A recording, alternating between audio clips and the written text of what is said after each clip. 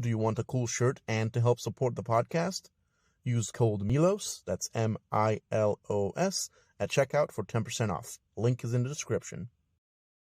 Okay, and on that interesting note, welcome back to another podcast, guys. My name is Milos Bukurit, as always. I've got George Martinez with me, Mr. Emmanuel Gona, and our guest, Isaiah Thomas. Isaiah Carter. What? Isaiah Carter. Carter. Did you send me the wrong name? I think I did. Oh, you asshole. Isaiah Carter. I'm sorry, Isaiah. Right. It's all good. He It's sent on me the me. name. I apologize. Reintroduce. All right, who are Isaiah you? Carter. Who are you? Isaiah Carter. There we go. That's the name. Tell us what you do. Okay. I am a potential college athlete right now. I'm training for college sports. I'm also an active, competitive amateur fighter, boxer, potential mixed martial artist. I'm also a bit of an actor, as something that I'm going to announce later in this episode of what I do. Also model. I do model for my own page, but I'm trying to get into modeling. So I'm also a musician. Got some upcoming projects on the way. Damn, homie, man, you're doing a bit of everything. That's awesome. Exactly that, Hell yeah. and I'm a military enlistee. Nice, man. Bit of every single little thing under the sun. That is awesome. Sure, yeah. Absolutely, Yeah, man. college kid, man. Got to get that education. So Nice. So a lot of the stuff you said there's like kind of athletic based stuff like that. Have you been doing stuff like that a long time? yes, I've been learning how to box since I was 11 years old. Then I became an athlete at age 12. Started running track and field, and then Nice. played basketball all the way out through from middle school to high school. So sports has been like implanted into me. And plus, when you have two older brothers who are like constantly on your neck, like trying getting you to get better, then of course, it gets planted into you. So. I mean, I definitely understand being boxing. Even two older brothers always kicking your ass. So that's definitely a good motivator. Oh yeah, So you can get back at them. Hold on.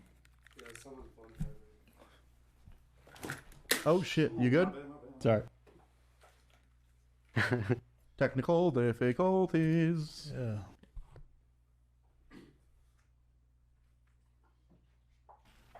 It's all good. We're running what is it? Instagram Live? Yeah, Instagram Live. First time for everything. Messed up in here. You know, Uh-oh. That's something we wanted to get into, is start doing these podcasts live. But we need a couple things more set up, or at least be more prepared. Yeah. Make sure nothing messed up. My bad, y'all. Oh, you're You're good, good, man. man. You're good. It's a casual podcast, anyways. No big format. Whatever happens. We just kind of roll with it. So that's Exactly. cool. So, Yeah. Make sure y'all can see me. Hey, I got y'all. so you were saying about your. You said you got into doing sports stuff like that when you were young. You said you're like 12 with boxing, 11 with boxing, something like that, right? I learned boxing when I was 11. Became an athlete at age 12. So yeah. Hell yeah, man. Nice. What other stuff did you start training early? Was that boxing the only thing you did early? No. Actually, when I was 10 years old, I got into music. Oh shit. The story with that is that story with that one is that I've always, when you're a kid, growing up, I was socially awkward, didn't have any social skills. I was the weird kid, literally acting animated like I'm in a video game or like I'm in a cartoon or something. So, but I was like the chubby, nerdy, weirdo kid back then. And I wanted to do things that I thought was cool. And one of the things that you do that you find cool is basically like playing the guitar. Of course. So I did that. Got into playing guitar when I was 10 years old. Actually, my mom, my grandmother got me an acoustic guitar when I was 9 years old. And then the next year, for Christmas, they for me to learn the guitar, they got me this game, Guitar Hero. Oh yeah. Yes, and I I'll play remember Guitar Hero. Oh my god. for sure. And I will play that game almost every day, and just started learning how to like strum and all that stuff, and then started actually taking lessons from actual guitarists and musicians. So so that's what got me into music. And like I said, I've always wanted to do the things that I thought was cool. And like, hey, if this person plays guitar, then he's cool. That's what I thought. And then within my 5th grade year, I joined this little program called a youth program called Music Learning Band, and we would do concerts at school, and we would do concerts at outside of school. We performed at a professional hockey game once. Oh shit! Yes, it was the Stars game. Nice, so, man. Of course. So I was on TV basically. I was if you saw that black chubby kid with the glasses, that was me. So yeah, that was me. What would y'all play mostly and stuff? What would kind of be the music you were playing at that time? Oh man, we was playing the popular music that was popular, like Bruno Mars. Oh, nice. We were playing the Bruno Mars, the Katy Perry songs, stuff like that. So those are the songs we were performing, and they even had a summer band camp, which we would go to stay at this like little like resort hotel for like a week, do all sorts of like fun things like going swimming, horseback riding, of course, you know, and going out play volleyball, and going out to the lake, canoeing, all that stuff. It was a fun experience and a fun time. And then at the end of a band camp, they would have like these parties, and like we would have this little party in this little room. But man, the band camp, it wasn't just there for fun. They did like, you know, just to practice, rehearse. Man, within the band camp, we did a music reading. It was a music reading lesson, and then it was practice, you know. And I hate, to be honest, I did not like going to practice, getting up in the morning, going to practice. But hey, you know, it's part of band camp, and it's part of you know, the grind. So it's part absolutely. You gotta practice. You still do music stuff, or because now you're doing more sports things? I still maintain my music. Nice. I rediscovered my talent for music when I graduated high school. And what I did was that I'm like, you know what? I still got it. I still have my guitar playing skills. I play percussion and guitar throughout all my years of high school. And then what I did was like, you know what? I'm going to use my musical talent. So I made some friends who are artists as well. And I got in touch with them. And I'm like, you know what? Why don't we make some, you know, tap in and make some 2021, 2 years ago, I met this guy. He's a good friend of mine. He makes beats. He's a producer, and linked up with him. And right now we're working on this project. It's a combination of a throwback beat. It's a song that's inspired by. It's a project that's inspired by one of my R&B idol, Bobby Valentino, my favorite R&B singer of all time. And I'm like, you know what, when so the story with that one is how that project came about. I was like, you know what, I was still going through a bad breakup at the time, and I'm just like, you know, listen to R&B songs, and I'm like, you know what, then I heard that song. I'm like, you know what, I like the beat behind it. So I hit up my friend. His name's Charles. He raps and he dances. So I'm like, you know, hey man, I told him to go listen to the song, and then I told him to listen to the instrumental. And he's like, hey man, we gotta make some. We gotta work on this. So like I said, met my producer's name is J.O. Rain, a good friend of mine. Shout out to him. And we got cooking. Nice, man. You Hell know, yeah. Of course, you know. But before that, a friend of mine, his name is Chaz, and we were working on a project prior to that. It was a song called "Slow You Down." It's just that it never came to fruition, but we're back on it. So I haven't lost a touch in my music. Music is the foundation of all my crafts, and I really know and understand music.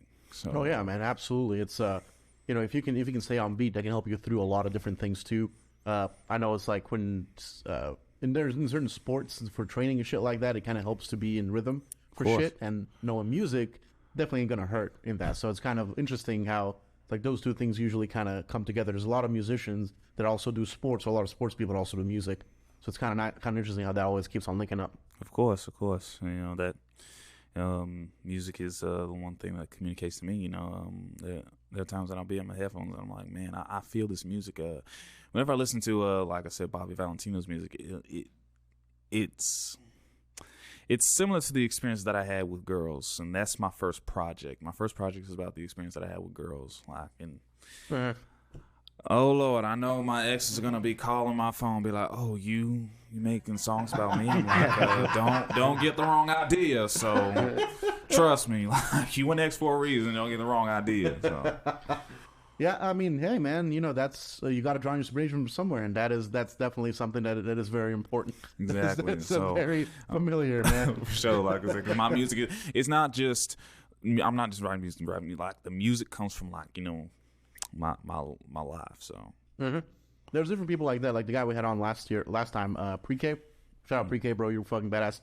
His music, a lot of it is more hyperbole and stuff like that, more like singing about just like the regular shit you'd sing about, like going to clubs, doing all this stuff, whatever stuff he doesn't really do, but stuff he sings about.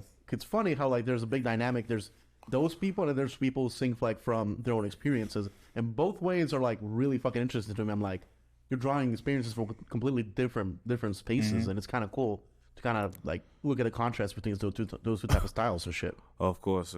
Even before that, we had Connor Gibbons and Bari on here, and these guys are local musicians too, but they do a mix of like alternative kind of punkish style, and they also do hip hop, mix in hip hop. And they said they really focus on mental health. So sometimes they'll talk about experiences that their friends around them have, and they try and advocate for mental health. Oh wow, that's a good sign because my sister, she still struggles with that. Shout out to her, love her to death, and I'm always there for her, try to help her out, try to like better herself. But she's doing real good as far as like battling with mental health. So I'm trying to get her to be like, hey, be an advocate or an activist for mental health. So yeah, and kind of share the experiences too. Of course. Yeah. Absolutely, man. Like that shit, you just gotta. I mean, everybody deals with it a different way. Everybody has different things that kind of help them out. You just got to find out one thing that's going to keep you, I guess, centered. Exactly. So something that'll kind of maybe pull your focus away from the bad stuff that's going on and help you refocus on something completely different. Like, I forgot. I think it was Connor. Was it Connor? I think it was Connor we were talking to. Think about that. Like, dude's a musician. He loves music. Music is his passion. But sometimes he does different things. I forget exactly what he said.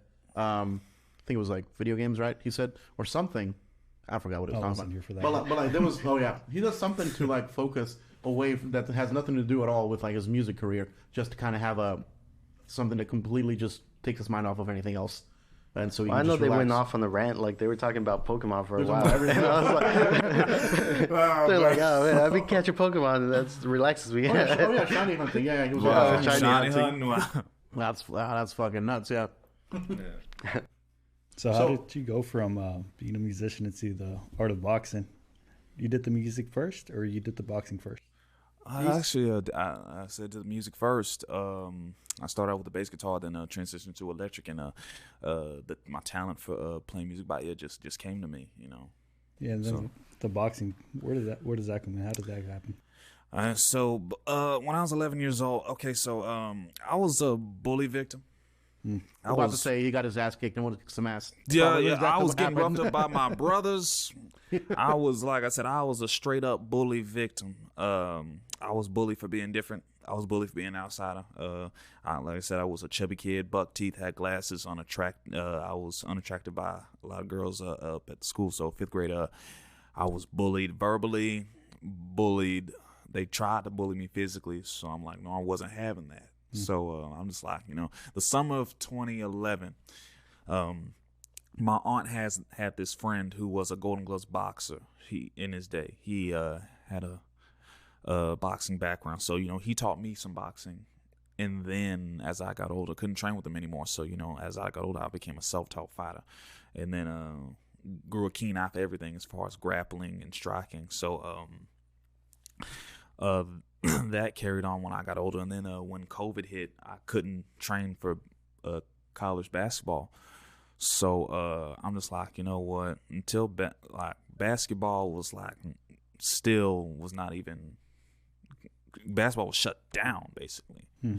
Even though I was still playing pickup basketball with some people, I still couldn't go to a gym and get up at 4 in the morning and train. Yeah, I remember even basketball courts and parks had the nets taken down and the rims taken down. Yes, at that point. Damn. Yeah, and that was like, man, that really sucked because like, man, I had this dream of playing basketball ever since the day one I even picked up a basketball. So I was like, you know what? But you know what? I'm gonna invest in my other craft, which is fighting. So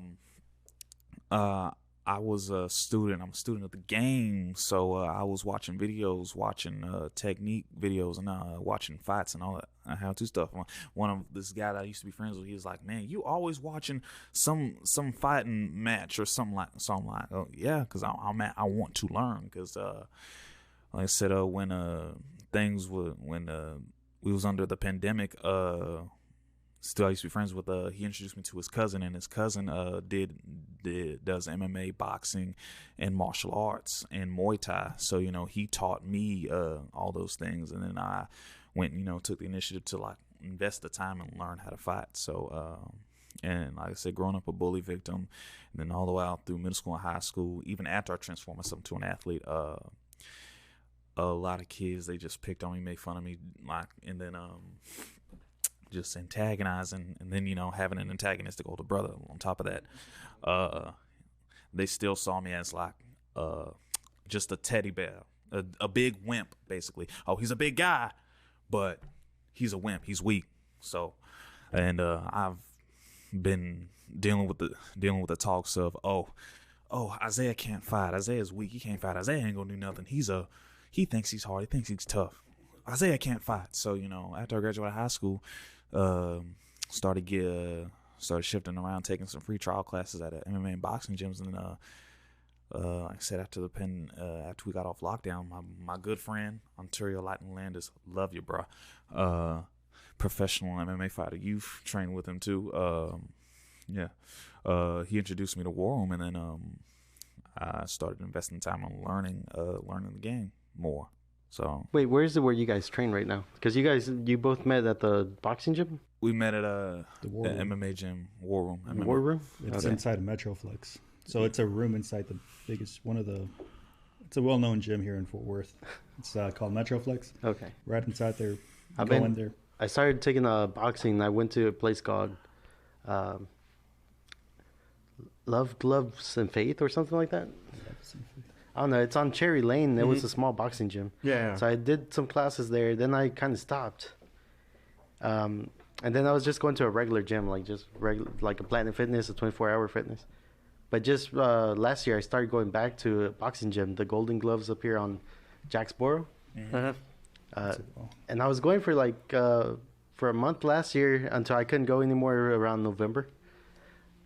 But we started getting trained by like a trainer who's like already trained some known boxers around here. Oh yeah. I forgot the name of the boxer. I guess Victor Ortiz was like one of the bigger ones up there. Yeah. But the coach was cool, but he ended up passing away like not too long ago. He got God shot. Rest his soul. He May he rest in power. God rest his soul. But I got to train with him for a little bit. It was like 3 weeks of training with him. And I was never sure how to go about it, because usually like when we're hitting the pads, right? I'm like, are we going for like actual power, or are we just going for speed, like to train your accuracy, right? Yeah. Exactly. So that's how I would approach it, is like train your accuracy, just go fast. But he would be like, oh, you have to hit harder. So I started hitting harder. So I went ahead and hit him hard whenever he asked me to. And he's like, he goes, wow, you actually got some power behind those. I'm like, I'd be interested to see you up spar. And I kind of, like, that was the last conversation we had. Oh, I didn't see him afterwards. But I was like, kind of just left with that. Wow. That's crazy.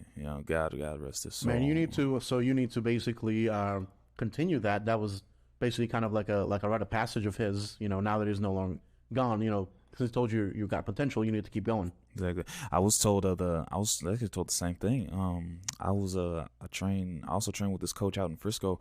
His name's Coach Darren Pierce, and he said, you got, along with my best friend Ontario, he's like, hey man, y'all got potential to be great fighters. So I'm like, okay.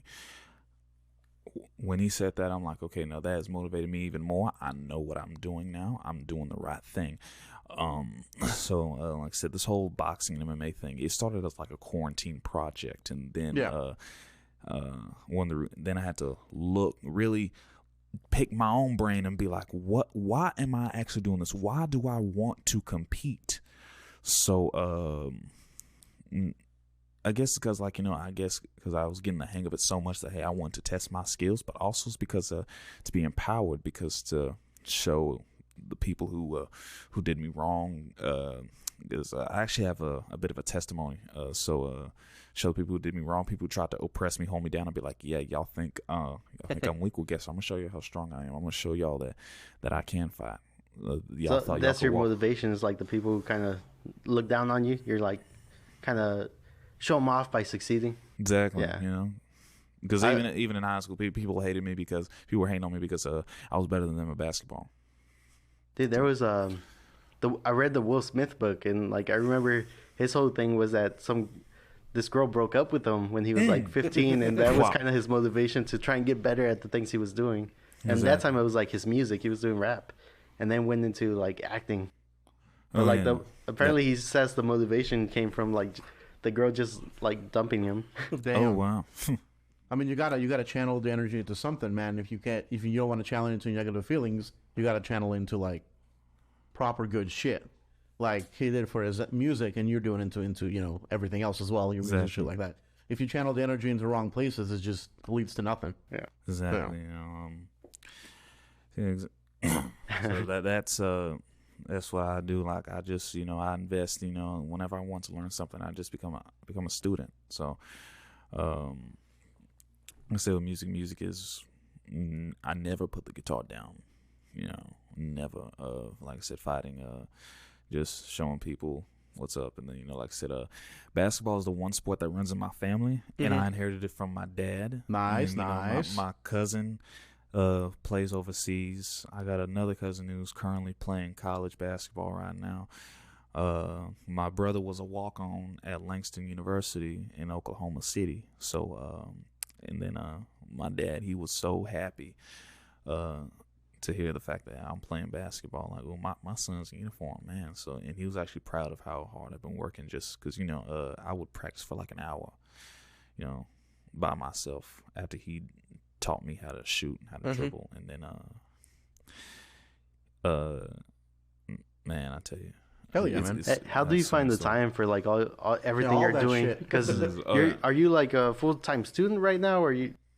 Well, right now I am a part-time college student. I only take 2 classes a week. Okay. So there's a lot of time. I do find the time for that, and it's all about time management, basically. Time management. Do you ever sleep? Is the what you're trying to ask? my sleep schedule. Like you don't sleep, bro. My sleep schedule is so effed up. So I mean, I get sleep deprived. Even when I have to get up and go to work, I'm like, oh man. Yeah. Sometimes I have trouble trying to stay awake in class. Yeah. So. I felt that one before. Trust me. Yeah. Though mine was for different reasons. Drinking and fun stuff, and yeah.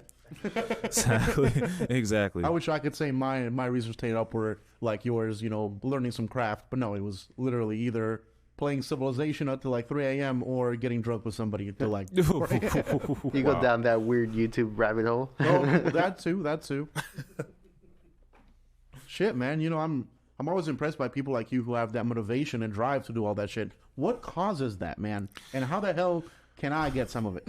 Man, it's about like, okay, so it's about the potential, like it's about the potential. Like ever since I was a kid, I knew that I'm going to be a big star in this world. I knew that I'm going to do big things in the world. Like I knew that since I was a kid, and I was like, I'm talented. I want to show the world my talent. I want the world to know who I am. I want to leave behind a legacy. Ever since 2021, I've been labeled as multi-talented.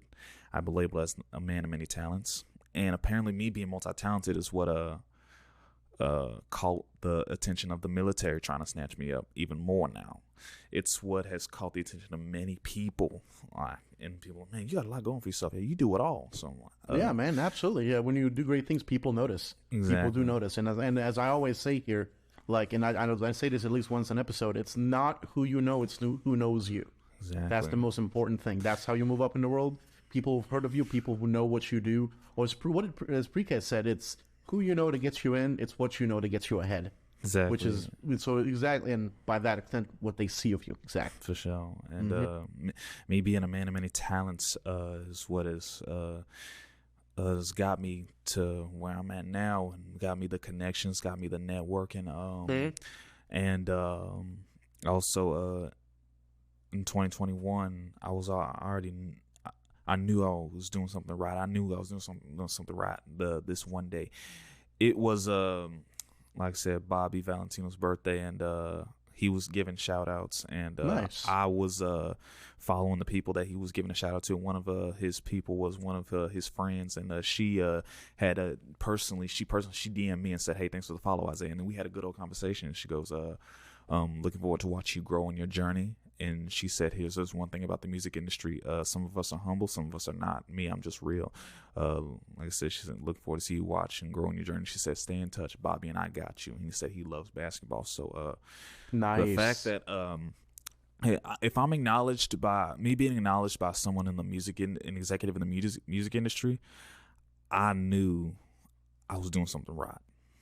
I felt like I was doing something right. That motivated me more than ever. Like I felt like I was doing something right. Absolutely, man. And stuff like that gives you a drive, man. Absolutely. Because, like, you know, if somebody that big sees that potential in you, you don't want to disappoint. So you definitely, that drives you even further to better yourself. So that's awesome. Great. For sure, you know. Yeah. So now you've got the motivation to prove to everybody else that doubted you, and now you got to prove to people who believe in you. So you're getting motivation from both sides. That's actually kind of cool. Nice. Sure. Some people, most people usually only have either from one side or the other. The fact that you got both, that's actually really cool.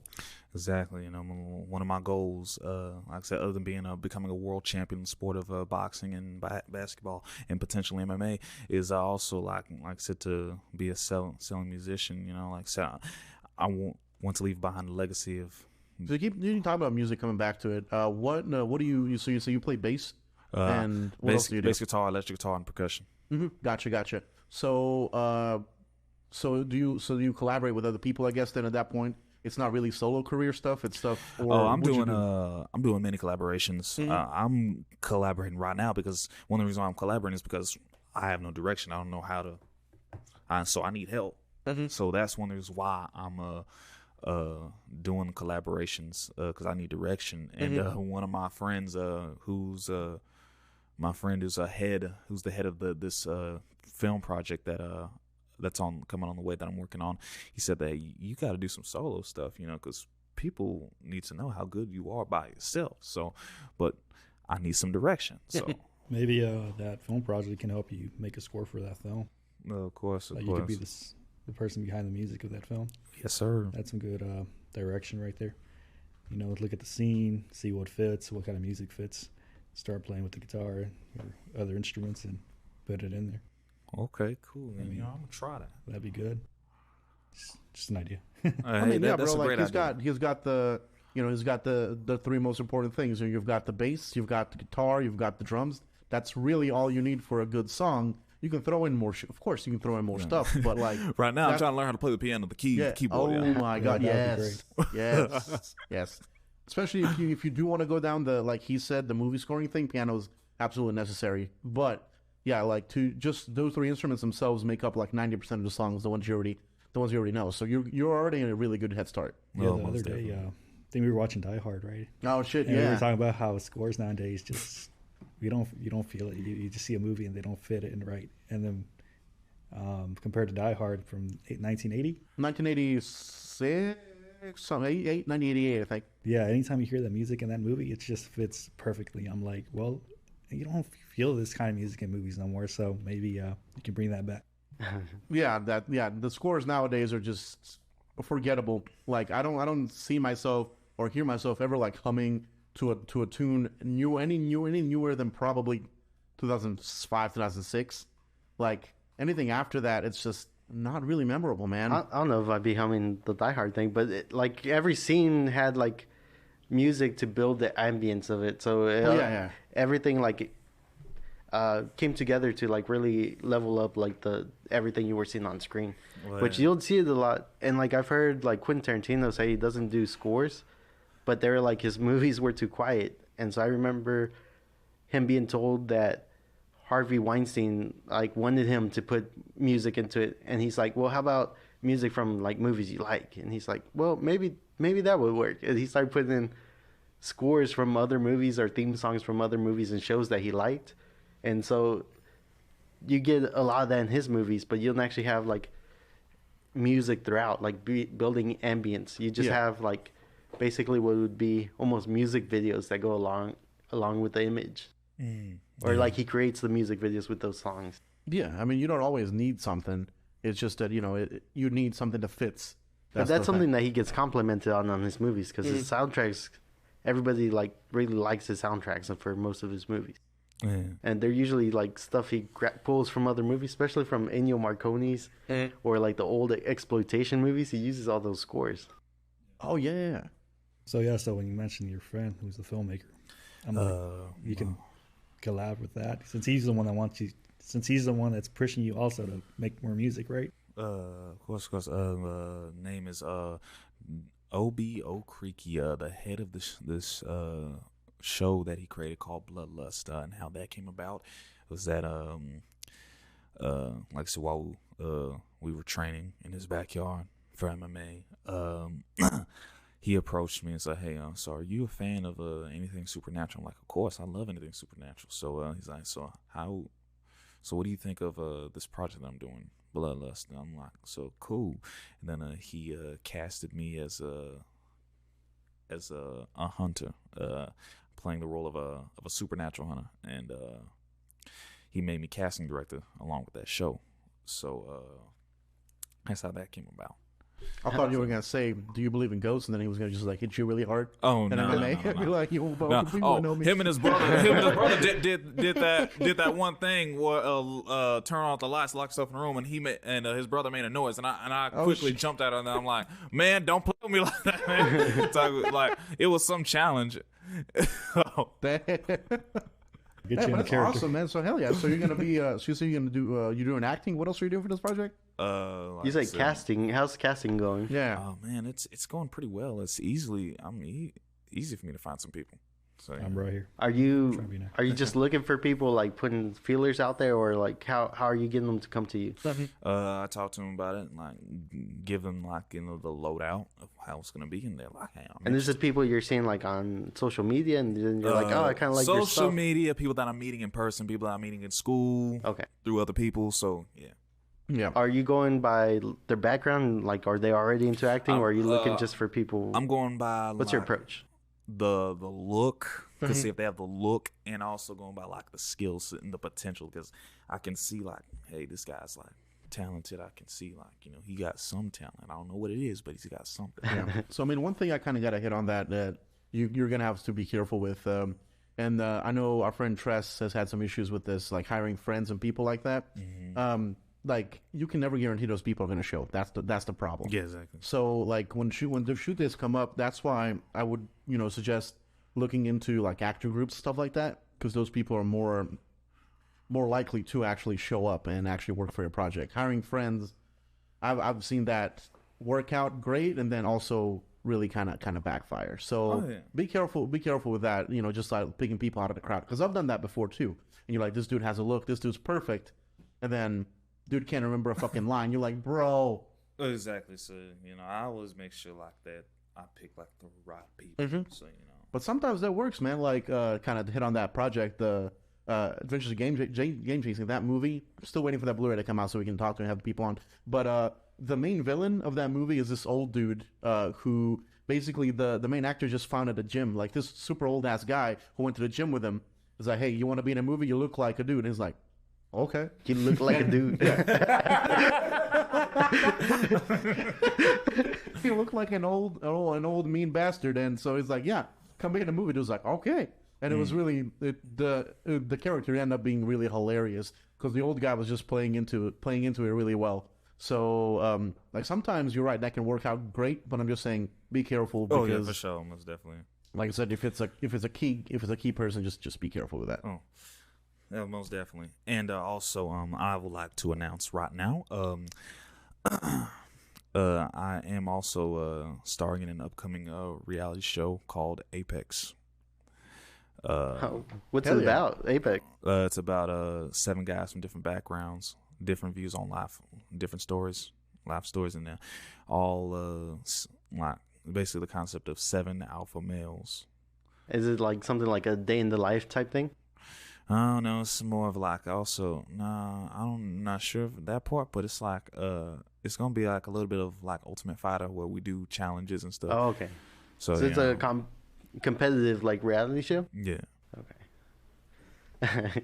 Nice. Do you have any ideas what you're gonna be doing? All I know is I'm gonna be in a house full of 7 other people, and I'm still gonna just do my thing. Just get up, have my breakfast, go work out, train, and do all while doing the challenges. Also, so. Nice, man. So that's not going to interfere with your school schedule or anything, right? It's not interfering with my school schedule. Nice. That's good.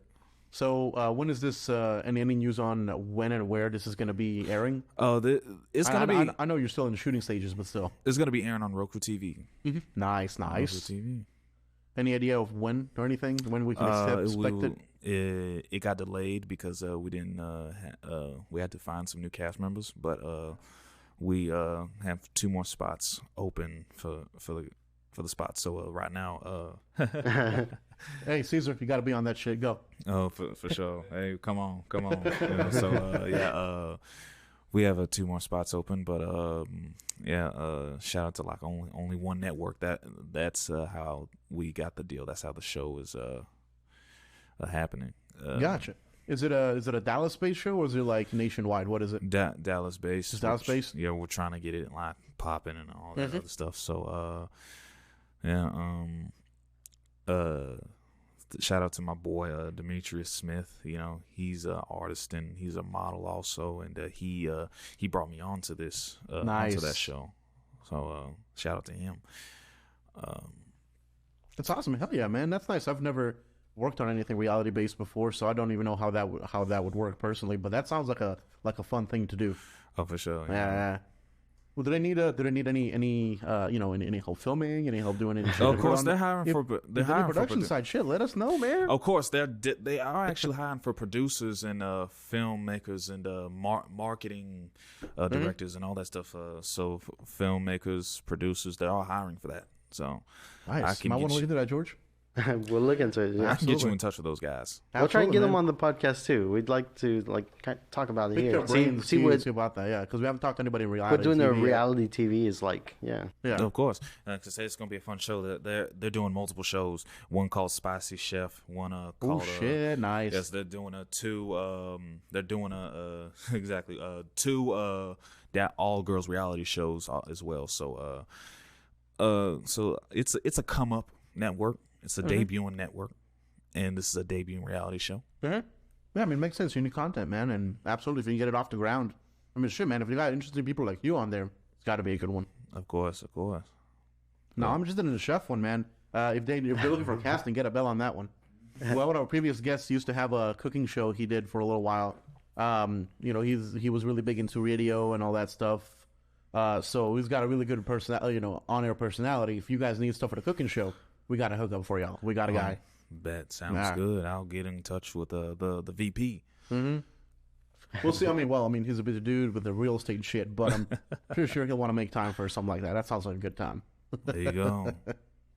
Absolutely, man. So have you done any acting before, or is this going to be like your first foray in acting? Actually, no, this is my first time, along with the show Bloodlust, and like I said, Apex. I've never done acting before that. Well, actually, I did do one skit in high school. It was just one, and man, it was one of the it was like super funny. Like nice. I took a dive and held onto somebody's leg. That kind of funny.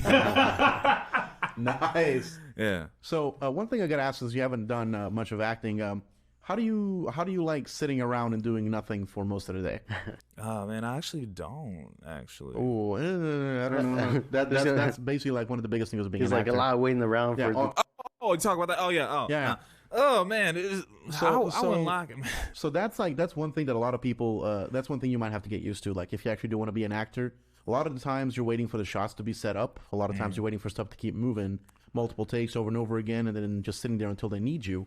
Like if they're not filming your scene today, they might still want to have you in, for, in case they do want to use you. So that's one thing you kind of do want to, that I stress to a lot of people who want to get in acting, is you got to understand that there is a lot of downtime if you're an actor.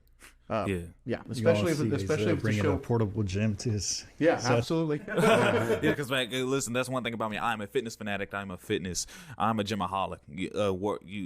Every word, if you will, I'm like it's a man. Because if you see me with some dumbbells on the set, I'm gonna have some dumbbells. Just don't drop them because sound's gonna kill you. Oh yeah, I ain't gonna. I'm sure I'll be like. Hey, so go get a pump in. Oh, I've already done that. Come on. Yeah, look at my biceps too. When they're filming, he's squinting on set. Have you seen I'll be good. I think it was X-Men Days of Future Past, right? Yes. Yeah. So I've seen almost every X-Men movie you could. Yeah. I basically saw them all, like from a kid to now. The reason I bring it up is because you saw how Hugh Jackman looked, like how fucking jacked he looked at that movie. He would literally he would obviously dehydrate a little bit, to get that, and then also like before every shot he'd go and like do, I think it was like push-ups and some other shit as well before every shot to get his muscles warmed up to look as ripped as he did. Exactly. So you need if you like working out, you need something like that. Yeah. Where like before every shot you gotta get your shit in. So, and then that's easy for me. I think that was what he was talking about whenever he said he retired from being Logan.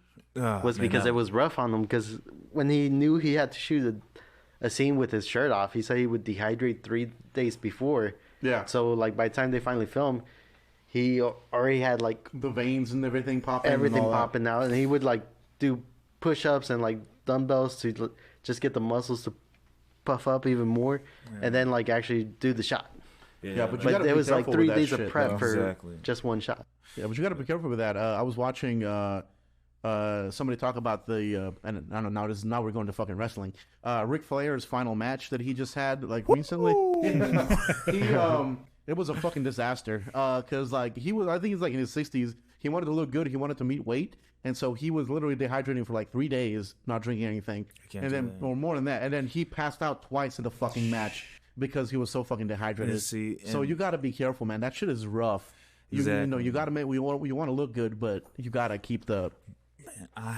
Man, that reminds me of a time when I had my first fight. It was last year. We had these thing called preems. Yeah. And for my preem, I was told I had to drop 5 to 10 pounds. Yeah. So I started out at 200 pounds. I had to cut down to 189 and 190. Yeah. Man, it wasn't fun and it wasn't cool. So, and then after my fight, I'm like, no, I'm going back to 200 pounds. So,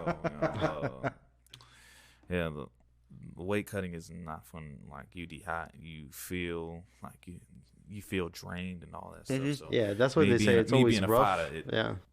They say it's rough for the fighter who has to go down in weight than it is for the one having to go up. That's why you see them like spending time in the sauna and stuff like that.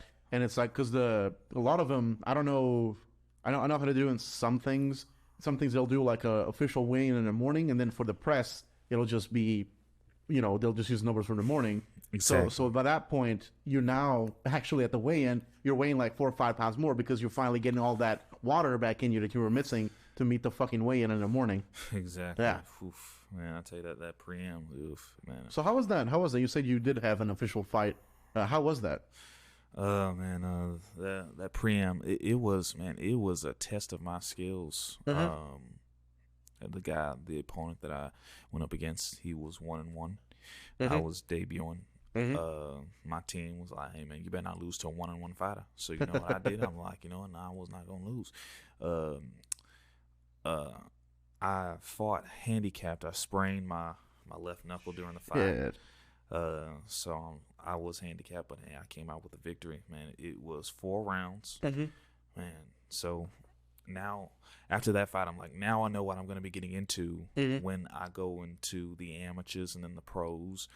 I know what I'm going to be getting into because it's not a sparring match. Yeah. It's not a sparring match. It's a guy coming in here.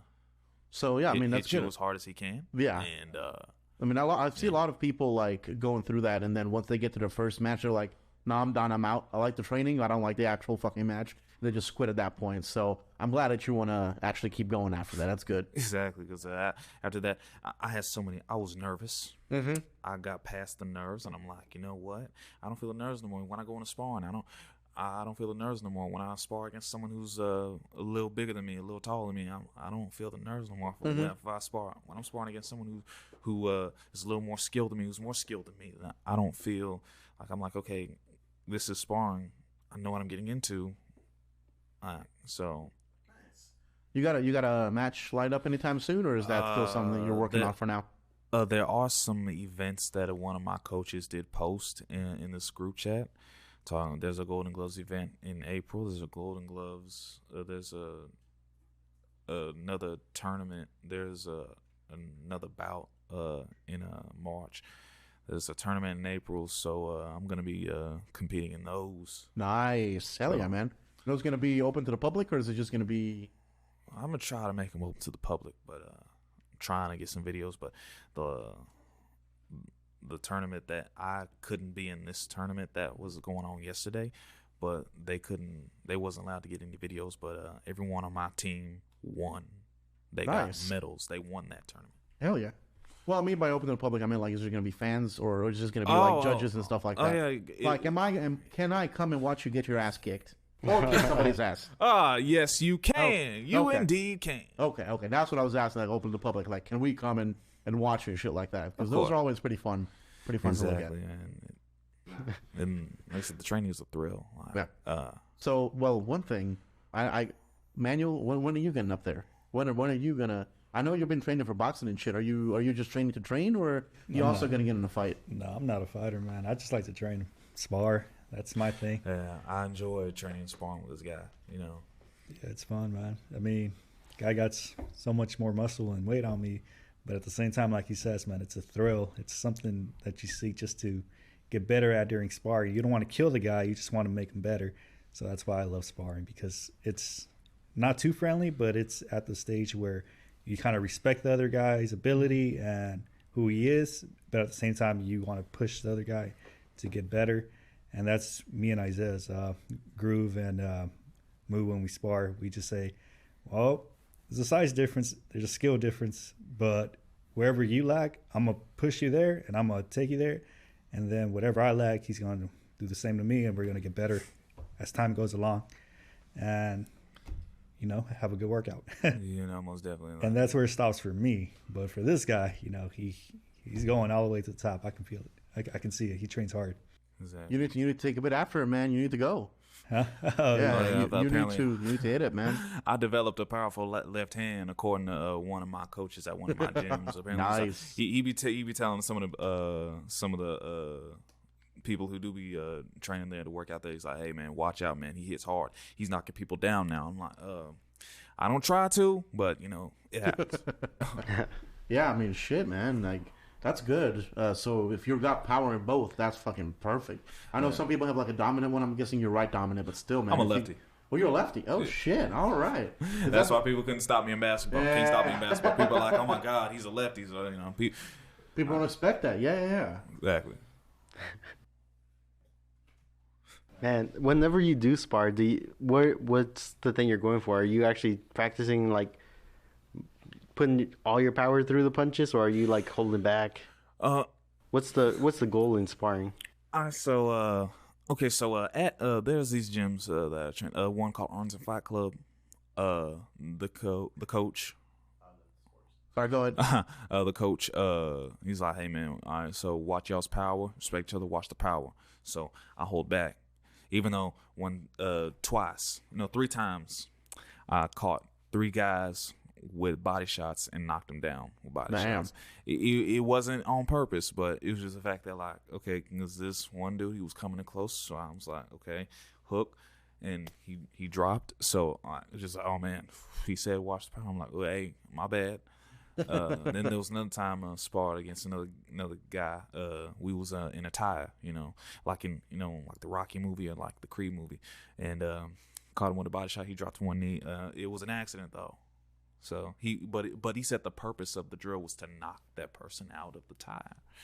So You got it. yeah. Oh, I did it. And then the second person, he we was just it was just a little spar, and then he caught threw a strike at me, and then I countered a strike, hit him with a body shot, knocked him off balance, knocked him down. So so at that on to Fight Club, I gotta watch my power and not hold back. Yeah.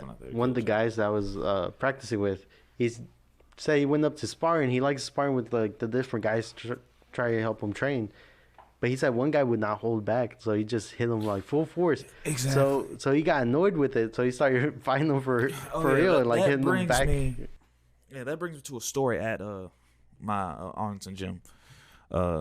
So it was one time where I was sparring against one of my friends. I told him, "Hey man, relax." He did it like 2 or 3 times. Like, "Hey man, relax, bro. Why you're hitting hella hard, hitting too hard. Relax." So he's like, "I'm sorry, it's not cool." So, but there was this one dude in the gym. I sparred against him once, and he had no idea what he was doing. Unskilled, uncoordinated, no technique at all, and he's just sparring like as if it's a street fight. Not a street fight at all. So he's just like wildly like this, and one of his punches grazed my face. I didn't really make too much of a big deal about it because it didn't connect. So if it would have connected, I would have felt a different way. But I was like, in my head, I'm like, okay, he needs to chill out before I get pissed off and I end up firing on him for real. Because he's over here throwing hella wild and putting all his force into his punch. Like, no, like the point of one of the purposes of sparring is that you are getting better. You're testing yourself, and you're learning technique. You're learning. That's one of the purposes of sparring, is to learn. And it didn't look like he was learning. Then he went up against one of the guys that I trained with up at Arlington Fight Club. His name is Jerry. He's ranked number 2 in the nation of combat sport, and he's also one of my coaches. He coaches me. And this guy was going up against Jerry, and this first, it was like, okay, he was like, "Watch out, you almost hit my niece." This guy was like, he was just like I said, throwing hella while like throwing them Street Fighter haymakers. And then what had happened is that he was hitting Jerry too hard, trying to hurt people, and he was doing this to multiple people. And then a fight broke out. Jerry put some heat on the punches, and the guy looked at him like with the what the F look on his face, like. And then fight just broke out, and I was one of those people who had to go break it up. And I'm like, and I told the guy, "Hey man, relax. This is what happens when he comes to a fighting gym. Relax." And then he would not calm down, talk about step outside. I look at him like, I know this dude is not crazy. Like, this dude must be crazy. This is about to get his ass kicked, bro. Exactly. Like, and then the dude sitting there on the bench, because his daughter trains there as well. He's like, "Hey man, nah, be professional. Get gloves on. Handle." The Muay Thai coach was about to be like, "Hey man, I got headgear, mouthpieces. Y'all can step into the cage." He didn't want to step into the cage. He wanted to step outside. He was just so angry, so heated. And then as he proceeded to leave, he yells, "If you can't take a hit to the face, why come to a boxing gym?" And I look at him like, "Man, get out of here. You're the one who just got mad. You have the nerve to ask that question when you're the one who done got mad and got hit in the face." So like, that's just the point. Like, and that's why I say, if you don't know what you're doing, don't be sparring hard, because people who are skilled, and they can go hard. Because at War Room, man, we go like 75% up in there. You hear me? I sparred against many international champions and pros up in there. The day after Thanksgiving, I sparred against Razak Abdul Hassan, UFC. He's a UFC middleweight now. It was an honor to spar him. I would love to spar with him again. I love sparring with him. I enjoyed it. I learned from him. The War Room. Like, you get amateur fighters, you get pro fighters, then you get the highest of the highest fighters in there, and then you get like people who are just starting brand new fighters. That's what the coach does there. He's really good about making people respect each other's skill set. Because, I mean, you could be in there one day, you could see the world champion of the UFC from any weight class, Or you could be there another day and you could just see some new person just walk in. Or you could be there that same day and see both of those people in there sparring with each other. Damn. That's how they do it in there. So you really got to respect what the hell you're doing to the other person you're sparring with. Exactly. Because you don't know who the hell you're going to be fighting that day. Exactly. And man, yes, I've sparred against these people who are skilled, and the fact that I'm able to hang with them, go toe to toe with them, like tells me that I may have I may be able to make a run at this. Hold on, give me 1 second. Did the live go off? No, it did not. What happened? 28 people. 28. Nice. But What up, Isaiah's people? You're still going live? No, I'm gonna go live. Oh, never mind. Oh. I think we're getting to the point where we usually start winding down. Still got pretty good battery. Yeah. How long have we been going? We're like an hour 10. Oh, shit, already? Wow. Nice. 46 here. Time flies when you're having fun, man. Yeah. Let's get going for another, 10, 15-ish minutes. all right, we can pick it back up. at the- 61. We could go maybe like another 20, 25 at the most. Let's Yeah. go. All right. But Like I said, sparring war, man. I'm like, man, I may have a run at this. I may, you know what I'm saying? Because it's just the fact that I'm able to hang with these guys. Like, even though I'm getting my butt whooped at the same time, I'm able to hold my own and go toe to toe with these guys. Especially, Yeah, you get your butt whooped less and less every time because you're getting better. exactly. Yeah. Like, I sparred against a UFC contender. That is something big for me. Yeah.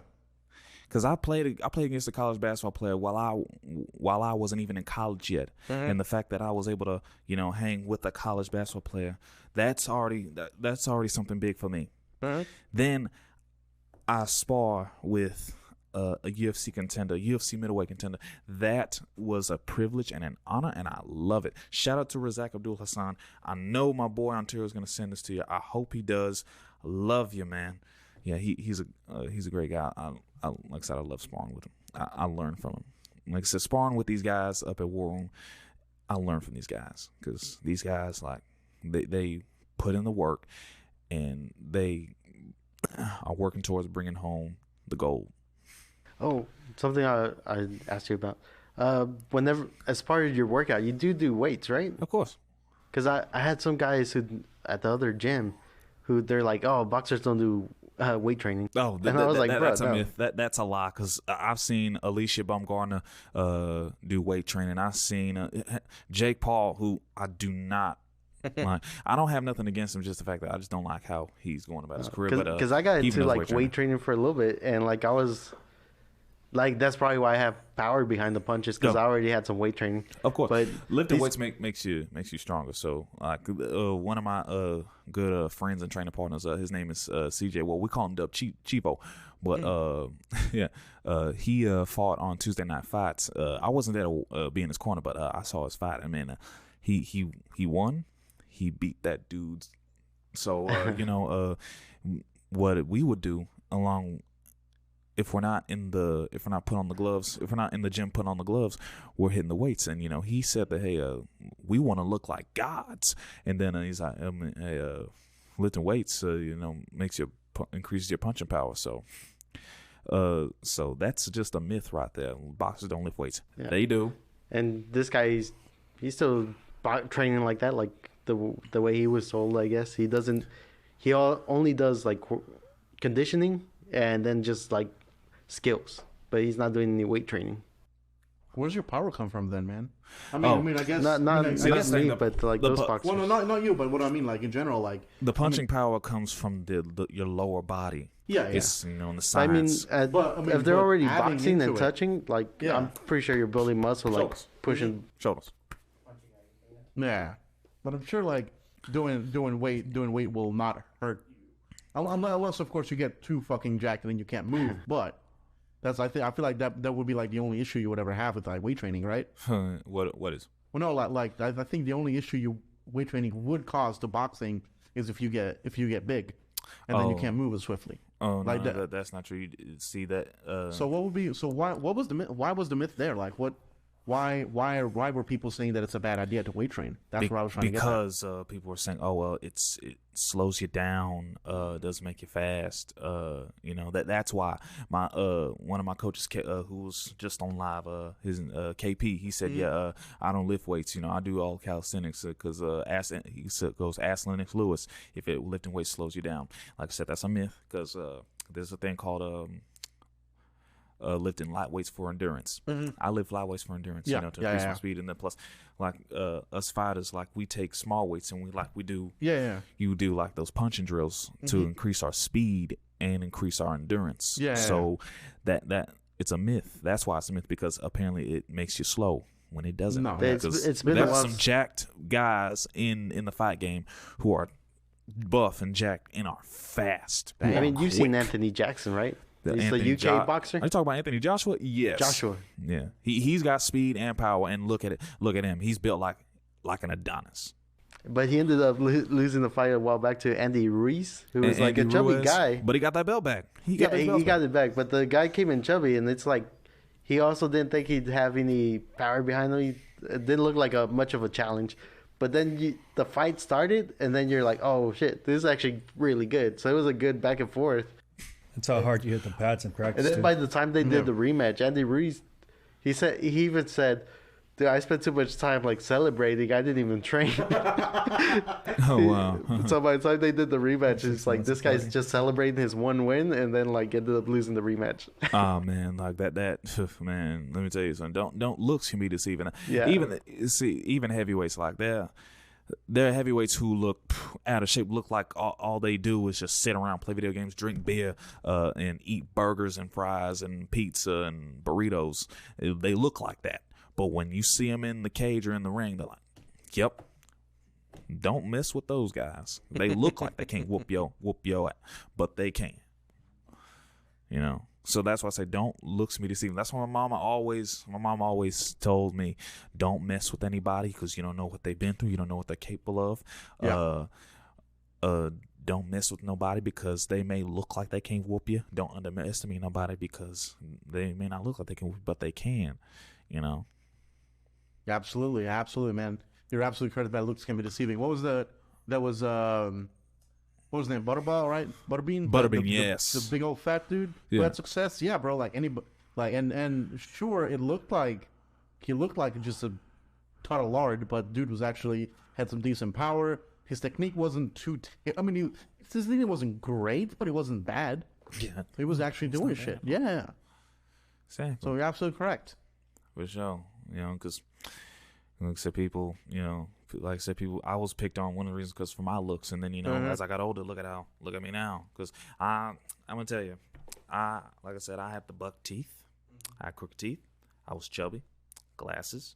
Then throughout the years of middle school, high school, changed up a little bit. Became an athlete. Started playing sports, running track and field, which I still plan to do in college, along with basketball. Ran track and field, lost weight, slimmed down. Had a flat top, didn't work out, cut it off. Then got contacts, started presenting myself, changing how I looked. Like I said, slimmed down and everything, started working out, gaining some muscles, and then boom, now apparently girls want to holler at me. People are talking about, I look like you look like a just recently one of the professors at TCC, he said, you look like a movie star. So nice. And that's why you want to get in the movies. So there you go. Exactly. That's the reason. We found exactly. it. We found it. Many people lately, since 2021, last year and now, I've been getting told, you look like an R&B singer. You look like you can sing. You look like an actor. You look like you can be a model. So the inside finally started portraying on the outside. Exactly.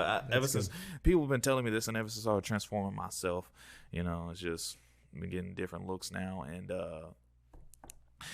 and here's something silly. I've been getting told I look like Chadwick Boseman since 2021.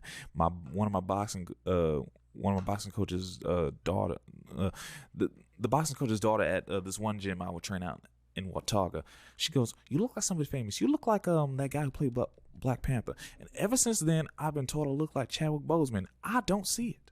I don't see it at all. When I was working the elections last year, It might be the goatee. probably. But it's just the fact that I've been told I look like Chadwick Boseman. Do I look like Chadwick Boseman? No. See, No. I don't see how I look like him. I think with the sunglasses, the hair, and the goatee right now, a little bit. Yeah. If I see a little. squint and look at you from about 10 miles away, That's the funny part. I literally been keep getting told I look like Chadwick Boseman. Even at my boxing Arlington Fight Club, this guy said, "You could be the next Black Panther. You look like Chadwick Boseman." I don't see how I look like him. So, hey man, shoot, fuck it, bro. Take that as a blessing. Go into acting and kill it, and shit, man. One day you might make it somewhere, that big too. of course. Yeah, just keep going at it. That's what's important. Just keep on practicing, keep on going, and with your regimen of how you've been doing music, how you've been doing with all your sports stuff. Like if you just keep at it, even this acting thing is gonna work out for you. That and media, because that's one of the things that I'm going to school for is media. My minor is audiovisual.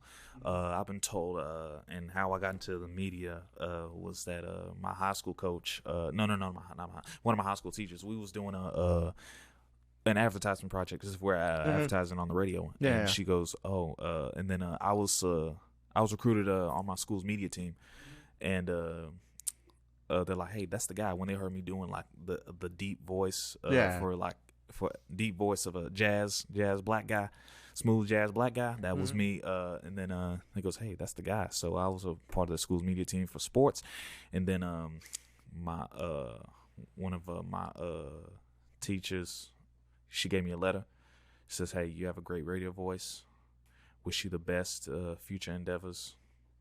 And when she said I had a voice for radio, that is what made me want to get into like media and all that stuff. And I've been doing podcasts last year, and I just haven't uploaded anything. But Gotcha. getting into podcasting since last You said year. you're doing TCC, right? Which campus are you going to? Northeast.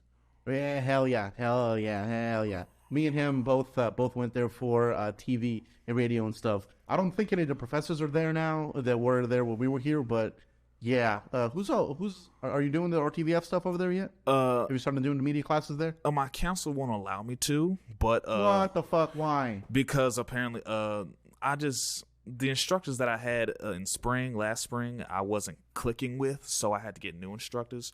Fall semester, I was able to like click with the new instructors because, man, these instructors, I can work with them. So, but the spring semester, I just wasn't clicking with them. So she's like, no, you got to pass these classes. And then in the next fall, you can take audio RTV. So I'm like, okay, cool. That's stupid, bro. Fuck your counselor. Just not literally. Don't fucking do. I don't know.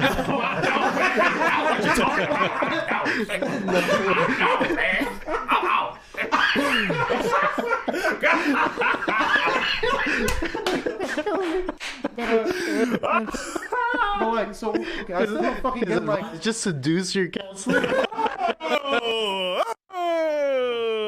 actually a lie. That's one way. Unless they attract you.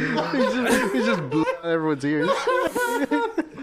It was gonna be like, But I mean, Man, shit, other man. than that, that's nasty. So wait, so like, I still don't understand like why the hell she has a problem with you doing that.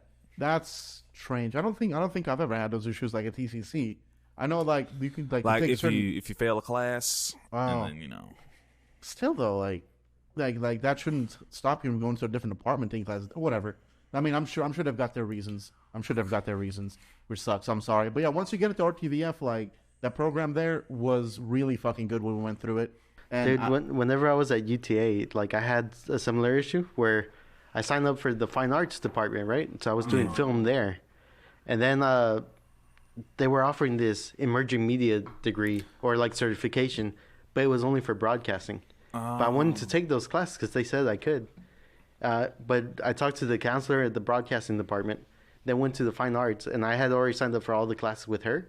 So I went to fine arts and then signed up for those fine arts classes. And as soon as she saw I was in those classes, she's like, oh, you can't take these. Like if you're doing fine arts, you cannot take any other department because your degree program's like too intense. And so she dropped all my classes and then put me in only the fine arts classes. I was like, oh man. So I went back and told the counselor at the broadcasting department, and then me and her just went over it, and we're like, all right, so you could fit this broadcast class here if they could change this class here. So I went back to the fine arts, switched the schedule with her, and then without the fine arts people knowing, I just signed up for the broadcasting classes over at the other department. And that's how I managed to take both classes, all the class I wanted. Yeah, UTA system is fucking bullshit. It's so annoying. Yeah, that's one of the reasons why I'm not going to UTA after TCC. I'm going to another university. If you're going through broadcasting, though, their broadcast program, I went through it. It's really good. Yeah. But I came to the same fucking shit as he did, because I always wanted to do film and stuff like that, but my degree is also in broadcasting. So when I went there, I needed some electives, stuff like that. So I went through the film program, fine arts building. I was like, hey, since I need some electives, can I take, and like, what can I do to this? And she's just like, you can't. I'm like, you're just gonna say it like that? Yeah, no, you can't. No explanation or nothing. I'm like, wait, why? Oh yeah, you have to sign up. Go through these classes. I'm like, that's some ass. Yeah. And so I just have to find some other random classes to take as electives. Actually, my counselor at UTA, I wish I could remember his last name right now, but dude was super chill with me. He let me get away with some shit just to graduate faster. There was some classes that like weren't counted as electives, he let me count as electives, and then there was some stuff that technically wasn't supposed to transfer from TCC, which is some bullshit you're probably gonna get into as well, because they're RTVF at TCC, but BCMN at UTA. And so unless your counselor specifically does some wizardry magic for you, like it did for me, you might have to retake like some of the same classes you took over there. Yeah, that was an issue with going into the fine arts for film, because I went to UTA for film, and whenever I was in the program, like the majority of my classes they could not transfer over. Yeah. And like even the teacher I had for script writing, she was like, this should transfer to like both universities if you go to UTA or UNT. UNT was better at and she's like, just keep the syllabus and make sure you show it to them, and they should allow you to take the class, because at UTA it's like a 3,000 level class or like a 4,000 level class. Yeah. But it should be the same class, but they just would not allow it. So I was kind of annoyed by that, because I lost like basically the majority of my credits transferring over. And then I couldn't take the class I wanted. It was really annoying. Yeah. But the program is good. We had when I had Abel on, he was talking about, because he went through the same program I did like a couple years before, and the professors there they're super professional. They have especially for radio. There's two. If you want to get a radio, there's two really good. That's actually one of the things that I plan on doing is along with podcasting. So go to if you want radio, go to UTA. Trust me, because they have Lance and Julian. Those two people who do their radio stuff. They've both been in the radio industry for a really fucking long time. They really know what they're doing, and they can hook you up with stuff if you want. So they are really good. It's not something I really wanted to go into, so I didn't really pursue it. But I know some of my classmates that talked to them got some really good deals out of it, good stuff. Also, when you get into your TCC stuff, find a good internship. You should watch that Abel podcast for sure. He gives some good advice on that.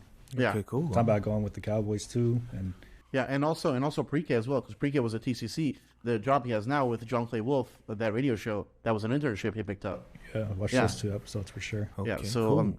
Those, like I said, both of them had internship stuff that helped them out. So just that's something. If you find a good company, that's really good. But also, like I said, if you do pursue radio specifically, UTA would be the way to go. Okay, cool.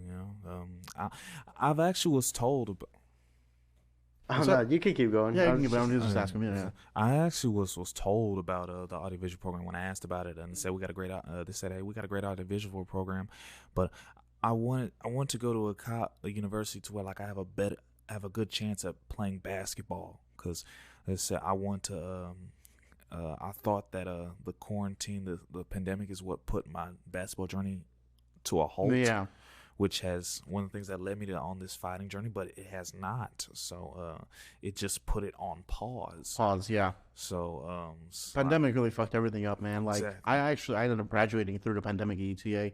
Unfortunate, because the broadcasting degree, really what you get out of it more is the networking and stuff like that. But because of COVID, we really couldn't do that. There was not many people taking internships because of that, so I didn't even take an internship. The studio was closed for renovation, but then they also didn't want us in there as like, because, they didn't want too many people in the room together, stuff like that. The one cool thing I did get to do is I did host a radio show there every week, which is part of your audio class. Literally every week you have to host a radio show, which is nice. But like networking really sucked because of COVID, so it was unfortunate. But I can tell that if I were like just from my experience there, I can tell that if I went there during times that weren't COVID, like that would have been amazing. Because even through COVID and all the bullshit it kind of threw at us, I think it was still a good decision. So definitely. But I definitely try to, if basketball is what you're looking for more, definitely find a better school. Of course. Where are you thinking about going after TCC, by the way? I'm thinking about either going to Mountain View College, UTD, University of Texas Dallas, or UNT. I once thought about going to Texas Wesleyan. But yeah, like I said, radio is one of the things that I plan on doing. That's one of the things that I plan on doing after I retire from active competition. Is to work in a radio show or like have my own radio show and have my own podcast.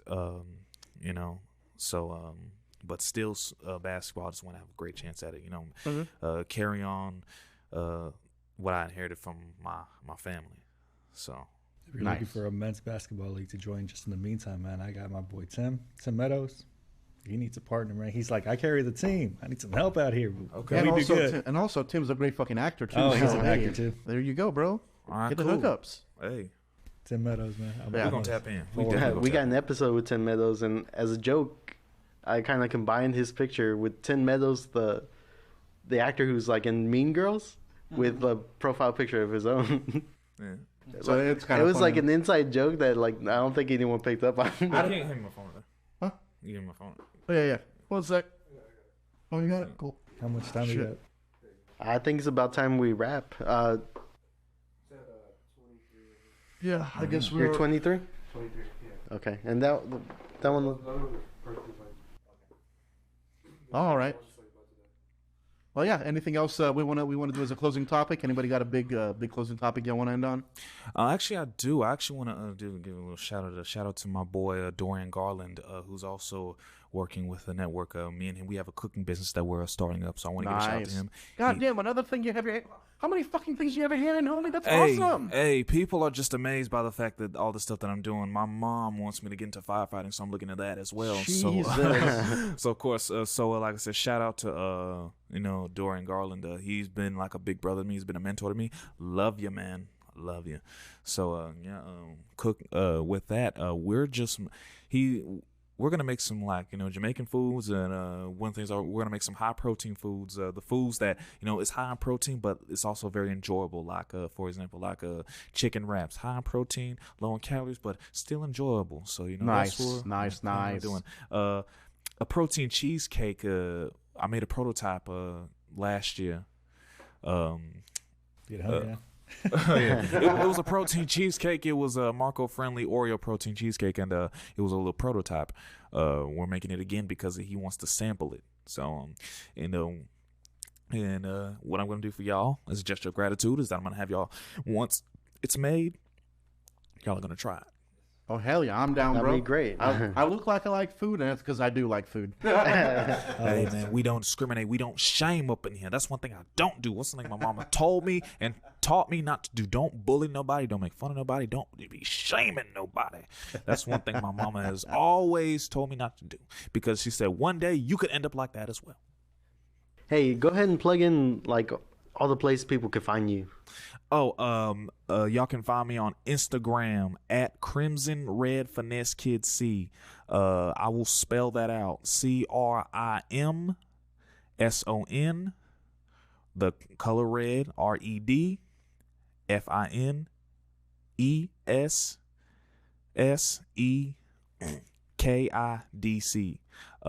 You can also find me on YouTube as well. I don't have a lot of views on there. I just post my training videos and all that stuff. But nice. Big Dog TV. I'm changing it to Wolf TV as a tribute to my grandfather, who I just lost. God rest his soul. That was his name, and then it was given to me. And you can also find me on Snapchat at King Carter, Carter.5. That's where you can find me at. Nice. Well, hey, Isaiah, man, thank you so much for being on the podcast. It was a pleasure talking to you, bro. Learning all the interesting stuff you do, all the different things. I can't wait to see you succeed in all of them, brother. That's going to be super cool. And also, I just was a request from me, maybe get us a video of you kicking Manuel's ass so we can post it on podcasts for a funny post in the future. Hey man, I never film one of your trainings for me. I bet when I come back to, when you gonna be back to Wall? Shit, bro, like in a month maybe. I bet next month we will make a sparring video and we'll do a special thing on the podcast. We'll post it on the YouTube as a short of Manuel getting his ass kicked. It's gonna be pretty funny. George, thank you so much for co-hosting. Manuel, thank you so much, man. I appreciate you. You brought on an awesome guest here, and good thing, because as y'all usually know, this motherfucker doesn't usually talk, and he was very talkative this time. Zaya, again, thank you so much for being on. Caesar, thank you so much for being behind camera. Hey, glad to be on board. Thanks for having me. Yep, that's it, guys. See ya. Thank you. And I'd love to be back. Oh, absolutely, bro. Once you get your stuff down the road, we're gonna get you back again, see how you're doing, like a year or two. That'd be awesome. You should come in with the producer from your reality show. Oh yeah. Bet. I will. As soon as it's over, I will get in contact with him. Absolutely. That'd be awesome. Thanks for watching. Thank you, guys. Later. See ya.